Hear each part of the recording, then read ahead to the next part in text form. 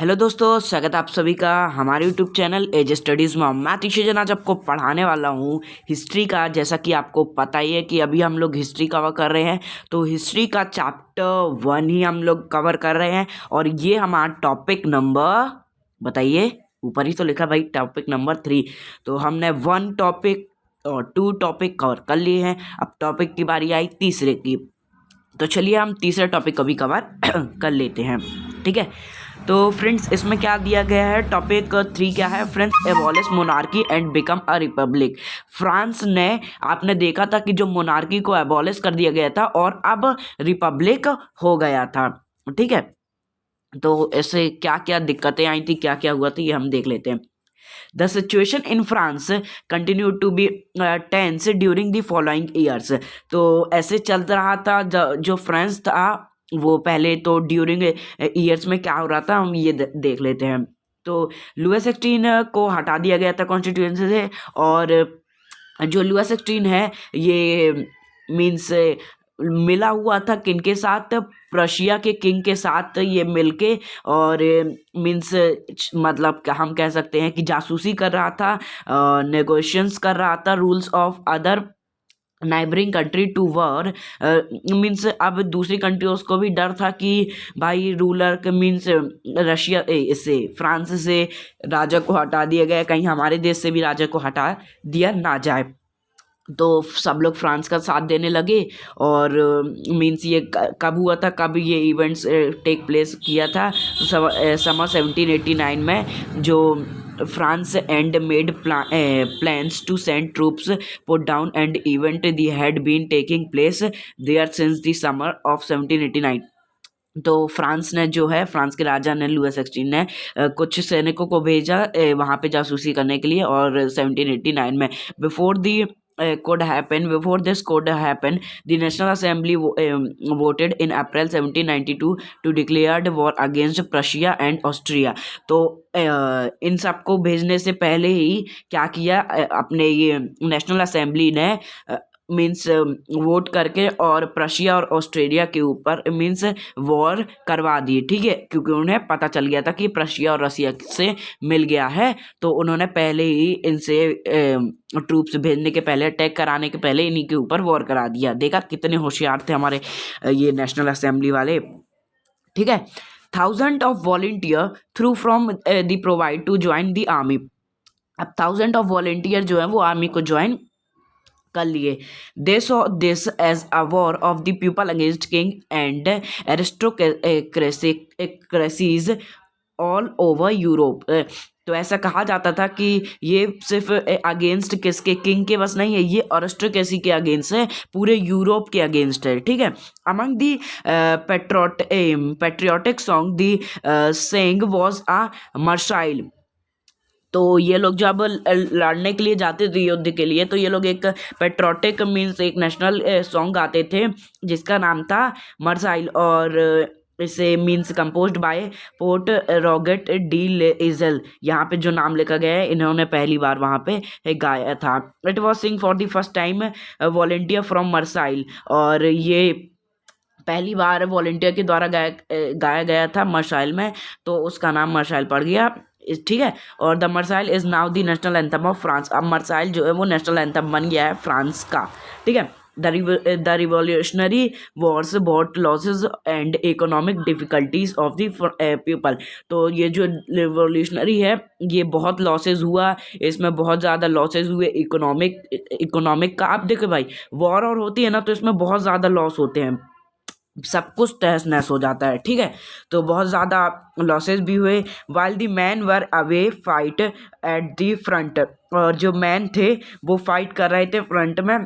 ठीक है, मैन जो थे वो फाइट कर रहे थे फ्रंट में, और जो वुमेन है वो क्या कर रही थी, अर्निंग कर रही थी। अब भाई मैन अगर लड़ने के लिए चले जाएंगे तो घर कौन चलाएंगी, तो वुमेन घर चलाने लगी और अर्निंग के लिए टास्क करने लगी, और अपनी फैमिलीज को भी देखना रहता था, अर्निंग भी करनी पड़ती थी। Large section of the population were convinced that revolution had to be carried further as the constitutions of 1791 gave political rights only to richer sections of society. तो बहुत ज़्यादा सेक्शन ऑफ पॉपुलेशन में जो था रिवॉल्यूशनरीज और ज़्यादा further बढ़ते जा रहा था, और जो कॉन्स्टिट्यूशन 1791 में गेव पॉलिटिकल राइट्स सबको, सारे रिचर सेक्शन को पॉलिटिकल राइट्स मिल गए थे।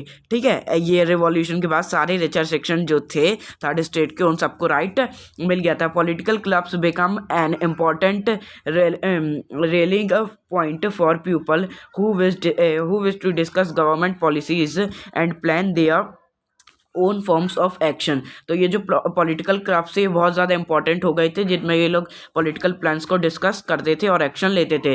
और मोस्ट सक्सेसफुल जो क्लब था वो था जैकोबियन क्लब्स। ये बिल्कुल नाम या आप बिल्कुल रट लो, घोर लो, पी लो, जैकोबियन क्लब्स नाम आपको आएगा पेपर में शायद। ठीक है, फिर भी यार याद करो यार, सिर्फ पेपर के लिए थोड़ी ना पढ़ रहे हैं हम, हमको कलेक्टर बनना है भाई, आईएएस बनना है, हमको यूपीएससी निकालना है, क्रैक करना है। तो फिर तो यार आपको हिस्ट्री को जो ध्यान से पढ़ना पड़ेगा। और कोई बात नहीं फ्रेंड्स, मैं आपको 9th में, 10th में, 11th में, 12th में, 13, 14, 15 मतलब फर्स्ट सेकेंड थर्ड ईयर तक आपका साथ दूंगा, छोड़ूंगा नहीं। बस सपोर्ट बना रहे तो भाई अपना हाजिर है। ठीक है, तो अब हम आगे देख लेते हैं। तो मैंने जैसे आपको बताया कि मोस्ट सक्सेसफुल क्लब था जैकोबियन क्लब, और which got the form convent of Saint Jacques in Paris. और इसका नाम पड़ा जैकोबे इन पेरिस में, जो सेट जैकोबे थे उनके नाम से। Women who had been active throughout this period, और वुमेन भी अब एक्टिव हो गई थी इस पीरियड में। Their own clubs. Section 4 of the chapter will tell you more about their activities and demands. So chapter 4 आपको ज़्यादा बताएगा। बाकी वुमेन भी इस बार क्लब्स बनाना रही थी अपने। ठीक है, the member of Jacobin clubs belonging mainly to less prosperous sections of society. तो जैकोबियन क्लब्स के मेंबर जो थे वो लेस मीन्स लेस सेक्शन मतलब गरीब लोगों के मीन्स गरीब तबके के लोग उसमें ज़्यादा थे। They included small shopkeepers, artisans such as shop makers, pastry cook, और watchmakers और printers, as well as servant and daily wages worker। मतलब सब गरीब लोग थे जैकोबियन क्लब्स में।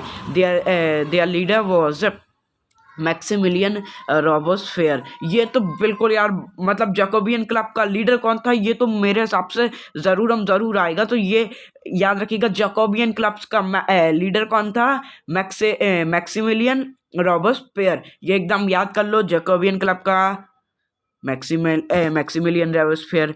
ठीक है, ये याद रख लेना। A large group among the Jacobians decided to start wearing long-striped trousers, similarly to those worn by dock workers।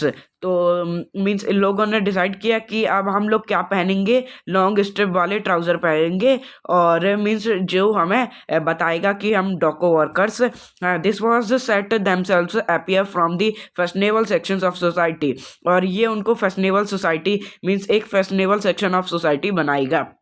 स्पेक्टली nobles who were knee branches. और नोबल्स जो हैं वो भी नी ब्रांचेस पहनते थे, पर वो लोग नी ब्रांचेस नहीं पहन सकते थे। यहाँ पे आप देख सकते हैं जैकोबियन क्लब्स के ये जो मैन हैं, ये देखिए लॉन्ग ट्राउजर्स हैं, शर्ट है, और ये वुमेन हैं, और ये देखिए ये उनके ये वुमेन कपड़े पहना करती थी। ठीक है, तो यहाँ पे पिक्चर दी गई है, अब हम आगे देख लेते हैं। It was a way to proclaiming the end of the power widely by the wares of नी ब्रांचेस। और ये पावर बताती है कि जो नी ब्रांचेस है इनसे उनकी पावर पता चलती थी। The Jacobin cups to known as the sans culottes, literally meaning those without knee breeches. और ये जो जैकोबियन क्लब्स थे ये सेंस क्लूटस कहलाते थे, जो बताते कि बिना नी ब्रांचेस वाले लोगों को हम ये कहते थे सेंस क्लोथेस। ठीक है, अब हम आगे देख लेते हैं। तो सेंस क्लोथेस मैन वर इन एडिशंस दी रेड कैप। और ये लोग रेड कैप भी पहना करते थे, जो कि लाइबरिटी का सिंबल था, और वुमेन को ये कैप पहना अलाउड नहीं था। ठीक है, In summer 1792, the Jacobian planned an insurrection of a large number of Parisians who were angered by the short supplies and high price of bread. तो इन लोगों ने समर 1792 में प्लान किया कि हम लोग विरोध करेंगे ये हाई प्राइस ऑफ फूड का, ठीक है, इतना ज़्यादा प्राइस जो फूड का हो रहा है. On the morning August 10 they stormed the palace of the Tuileries, कैसे कैसे नाम है भाई, ट्वाइलरीज, ठीक है. तो वो लोग 10 अगस्त को चले गए और ट्वाइलरीज पैलेस में स्टॉर्म करने के लिए, ठीक है. और massacred the king guard and held the king himself as a hostage for several hours. तो वो लोग ट्विलरीज के जो किंग के गार्ड थे उनको मार दिया और जो किंग को है वो उनने अपना होस्टेज, अपना वो मतलब क्या कहते हैं उसको, बंदी बना लिया, ठीक है. और यहाँ पास दिया गया है कि उसको बंदी बना लिया, ठीक है. और later the assembly votes to imprison the royal family. और फिर ये असेंबली के मीन्स बहुत लेटर असेंबली के बाद जो रॉयल फैमिली है उन्होंने इलेक्शंस व हेल्ड, और फिर उसके बाद इलेक्शंस हुए. From now on all men of 21 year and above regardless of wealth got the right to vote. तो अब क्या हुआ कि जो 21 साल से ऊपर के मैन हैं, रिगार्डलेस अगर उनके पास वेल्थ है या नहीं है, उनको राइट टू वोट मिल गया, ठीक है. The newly elected assembly was called convention. अब ये जो न्यूली इलेक्टेड मीन्स बनी थी तो इसको हम कन्वेंशन कहते हैं. On 21 September 1792 it abolished the monarchy and declared France as republic. और 21 सितंबर 1792 को मोनार्की को फिर से अबॉलिश कर दिया गया और वापस से फ्रांस जो है वो रिपब्लिक बन गया. As you know, a republic is a form of government where the people elect the government, including the head of the means कुछ भी लिखा हुआ आगे, हम पहले इतना बता दें. जो रिपब्लिक है आपको पता है कि ये वो है, रिपब्लिक मतलब ऐसा सिस्टम होता है जिसमें पीपल अपनी गवर्नमेंट को खुद इलेक्ट करते हैं, ठीक है. हेड ऑफ द गवर्नमेंट को सिलेक्ट खुद ही करते हैं अपनी मन मर्जी से. You can try and find out about some other countries that are republics and investigated when and how they become so. तो आप पता करिए कि कौन कौन सी मीन्स कौन कौन सी मोनार्की जो कंट्रीज़ हैं वो रिपब्लिक हैं, और बताइए कि वो कब रिपब्लिक हुई थी. तो ये कमेंट बॉक्स में बताइएगा, अगर आपको पता हो कुछ तो बताइएगा भाई यार, बोला करो थोड़ा बहुत, ठीक है. तो Louis 16 was sentenced to death by court on charge of treason. तो लुई 16 को अब क्या किया गया, डेथ की सज़ा दे दी गई. किसके चार्ज पे, ट्रेजन के चार्ज पे. और अब ट्रेजन क्या होता है ये हम देख लेते हैं. ट्रेजन ये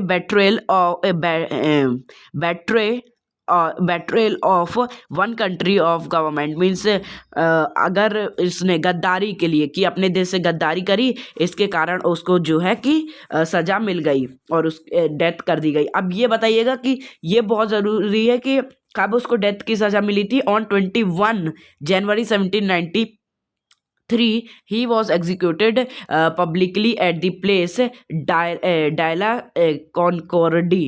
The Queen Marie Antoinette meet with the same fact, और दोनों को मार दिया गया ऑन 21 जनवरी 1793. याद रखिएगा ये डेट तो भाई साहब आप याद रख ही लो. लुई 16 की डेथ कब हुई थी, ऑन 21 जनवरी 1793. और उसकी पत्नी बड़ी होशियार बनी भागती थी जो मैली एंटोन, सॉरी फ्रेंड्स, तो मैली एंटोन की भी उसी दिन डेथ कर दी, डेथ नहीं कहते हम उसको, फांसी में चढ़ा दिया गया. अब जोन्स जैसी भी डेथ करी हो मुझे नहीं पता, ठीक है. तो अब उसके बाद आता है द रीज़न ऑफ टेरर. अब रीज़न ऑफ टेरर क्या है, क्यों कहते हैं, वो हम देख लेते हैं. तो ज़्यादा नहीं बचा, बस थोड़ा ही सा बचा है, देख लेते जल्दी से, ठीक है. तो अब द रीज़न ऑफ टेरर ये क्या है. The period from 1793 The period of from 1793 to 1794 is referred as the reign of terror।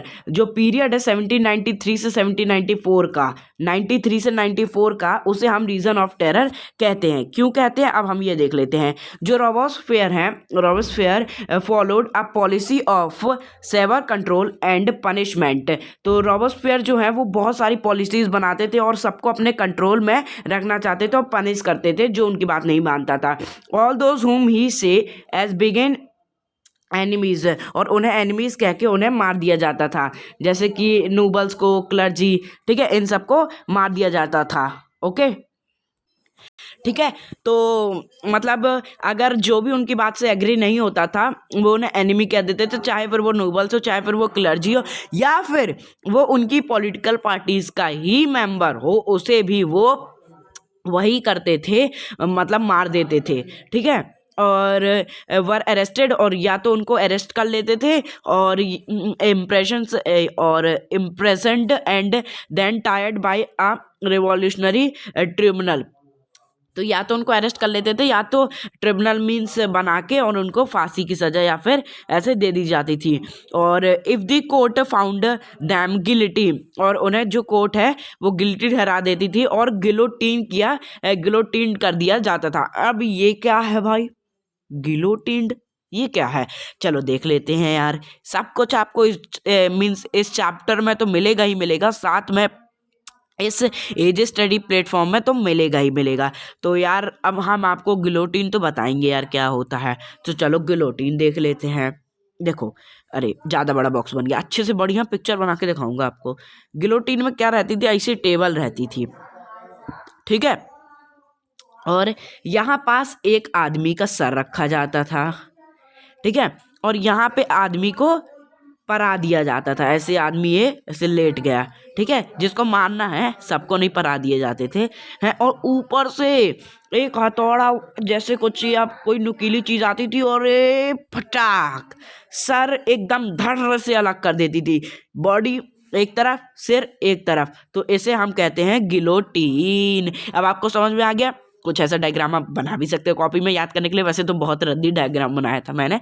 तो गिलोटीन कर दिया जाता था, ठीक है। यहाँ पे गिलोटीन के बारे में दिया है कि the guillotine is a device consisting of two poles and blade with which a person is behind it. It was named after doctor Guillotine who invented it. और इसका नाम किससे पड़ा? डॉक्टर गिलोटीन ने इसे इन्वेंट किया था और उन्हीं के नाम से ये नाम पड़ गया, ठीक है।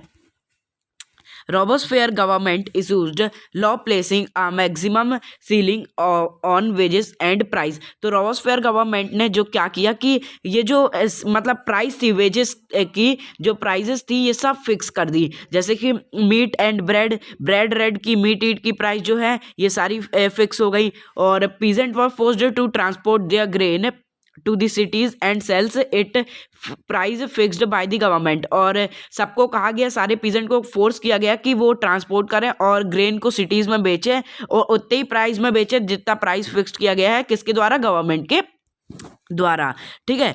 The use of more expensive white flour was forbidden, all citizens were required to eat the pain, ठीक है। तो फ्रेंड्स यहाँ पे क्या लिखा गया है कि जो एक्सपेंसिव चीज़ें थी जैसे कि फ्लोर और ये सारी चीज़ें जो थी, इनको भी क्या किया कि मीन्स फिक्स्ड कर दिया और मतलब सबको ऐसे चीज़ें खाने के लिए मिलने लगे। इक्वालिटी ऑफ ब्रेड, और मीन्स जो मेजरमेंट था, और जैसे कि ऐसे आते ना कि ये प्योर फॉर्म की, मतलब ये प्योर ब्रेड है, ये थोड़ी सी लोकल है, तो ये सारी चीज़ें नहीं, सारी ब्रेड इक्वली रहेंगी और सबकी सेम प्राइस ही रहेगी। जो गरीब खाएगा वही अमीर खाएगा, ऐसा भी रूल वहाँ बना दिया गया था कि a loaf made of whole wheat equality means एक ही लोफ से सारी व्हीटें बनेंगी और वही सारे लोग खाएंगे। Equality was also sought to be a practised through forms of speech and address, ठीक है। तो जो इक्वालिटी है ये मस्ट थी उधर पे, ठीक है। और friends instead of the traditionals of monsieur and madame, ठीक है। तो फ्रेंड्स ये मीन्स जो ट्रेडिशनल ये मॉन्सर सर थे और मेडिमा मैडम थी, जो all French man and women were were hints fourth. और फ्रेंड्स मीन्स सर को क्या बुलाते थे यहाँ पे, मॉन्सियर, और मैडम को क्या बुलाते थे, मैडम ही बुलाते थे, मैडमी नहीं मैडमी, मैडम को क्या बुलाते थे, मैडमी। ठीक है, मॉन्सियर और मैडमी। ठीक है, तो all French man and women were henceforth cities citoyen and citoyenne citizen को कहाँ बुलाते थे, सिटियन। ठीक है, church were shut down and their buildings converted into barracks और ऑफिस। बैरिक्स, ये बैरिक्स क्या होता है फ्रेंड्स, बैरिक्स भी ऐसी कोर्ट में जैसा होता होगा जहाँ पे मीन्स बातें चलती होंगी, और चर्च वर्च को सारे ख़त्म कर दिया गया था और उनकी बल्कि ऑफिसेज और बैरिक्स खोल दिए गए थे। ठीक है, ये याद रखिएगा आप। मतलब रॉबस्फेयर ने तो यार अपने अदबत्ती जमा दिए, क्या क्या बदल कर रख दिया। अच्छा ठीक है, अब कहाँ पे रॉबस्फेयर का मीन्स एंड हुआ वो पार्ट आ गया भाई। जो आया है उसको तो एक दिन जाना ही है, चाहे जो इतने अच्छे काम रॉबस्फेयर ने करे हैं ना, अब उसी को गुलिटिन होना है। ओ मैंने तो बता ही दिया यार, सस्पेंस ही खत्म हो गया। रॉबस्फेयर अपोज्ड हिज पॉलिसीज और means relentlessly that even his supporters began. अरे यार वही आ गया यार। ठीक है, रॉबस्फेयर जो है मीन्स इसने इतने ज़्यादा अत्याचार करे, सब लोग इसकी जो पॉलिसीज से ना बहुत ज़्यादा परेशान हो गए थे। इसके खुद के सपोर्टर्स जो है ना इसकी डिमांड को फुलफिल नहीं कर पा रहे थे, बहुत ज़्यादा परेशान हो रहे थे। तो फाइनली जो है इसको कन्विक्टेड किया गया कोर्ट में जुलाई 1794 में। 1794 में इसको अरेस्ट कर लिया गया और अगले दिन ही इसको गुलोटीन कर दिया। बताओ भाई क्या मजे की बात है यार। मतलब जो सबको गुलेटिन करते भागता था, सबको गुलेटिन करके मार देता था, उसको अंत में खुद ही को गुलेटिन कर दिया गया। ठीक है, अब डायरेक्टरी रूल्स ऑफ फ्रांस। अब ये क्या होगा, ये कौन सी चिड़िया है ये भी हम देख लेते हैं। डायरेक्टरी रूल्स फ्रांस, ये बस इतना सा बस देखना है भाई लोग, और उसके बाद छुट्टी तुम सबकी, मेरी भी। ठीक है, तो डायरेक्टरी रूल क्या है फ्रांस का, हम ये देख लेते हैं।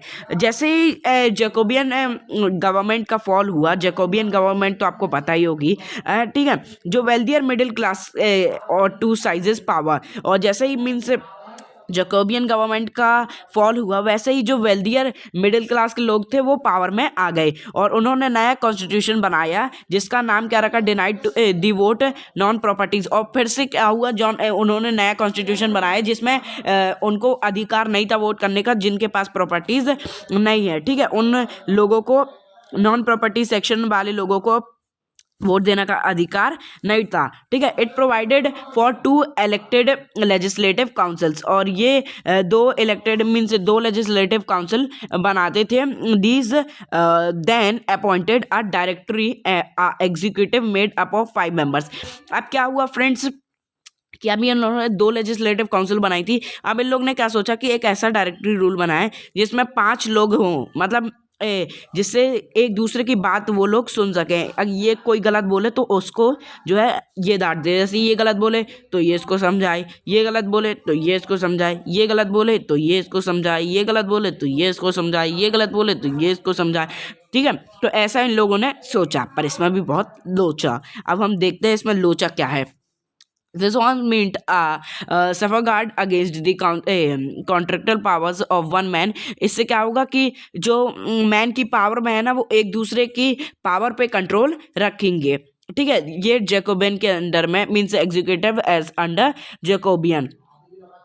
ठीक है, अब the director often clashed with the legislative council, who then sought to dismiss them. The political instability of the directory paved the way for the rise of military directory Napoleon Bonapartes. तो friends इन सब में बहुत ज़्यादा दिक्कत आ रही थी। ये पांचों के मतलब जो ये 5 मेंबर वाला आइडिया था ये भी फ्लॉप हो गया था। तो अब जो पॉलिटिकल इंस्टेबिलिटी में आया था ये आया था मिलिट्री डायरेक्टर का रोल, जिसका नाम है नेपोलियन बोनापार्ट। अब मिलिट्री डायरेक्टर आया जिसका नाम है नेपोलियन बोनापार्ट, अब उसने राज्य को संभाला। ठीक है, through all these changes in the form of government, the idea of freedom of equality before the law, of fraternity, reminded inspiring ideas, the motivated political movements in France, the rest of Europe during the following country. तो अब ये सारी चीज़ें जो government में change आ रहे थे, ideas of freedom और इक्वालिटी और फ्रेटर्निटी के जो आइडियाज़ थे, ये जो मोटिवेटेड आइडियाज़ थे, ये उस टाइम पे यूरोप में चल रहे थे ड्यूरिंग दी फॉलोइंग सेंचुरीज़ में। ठीक है, तो ये सारी चीज़ें चल रही थी। अब हमारे यहाँ पास आएगा did women have a revolution, क्या वुमेन भी रिवॉल्यूशन में पार्ट लेती हैं? तो ये हम पढ़ेंगे किसी और वीडियो में, मतलब कि टॉपिक 4 वाली वीडियोज़ में। तो ये टॉपिक 3 आपको कैसा लगा? अगर मैंने अच्छा समझाया हो तो इस वीडियो को लाइक कर दीजिएगा, और अगर अभी तक आपने चैनल को सब्सक्राइब नहीं किया है तो सब्सक्राइब ज़रूर कर दीजिएगा। मिलते हैं हम किसी और वीडियो में, तब तक के लिए गुड बाय।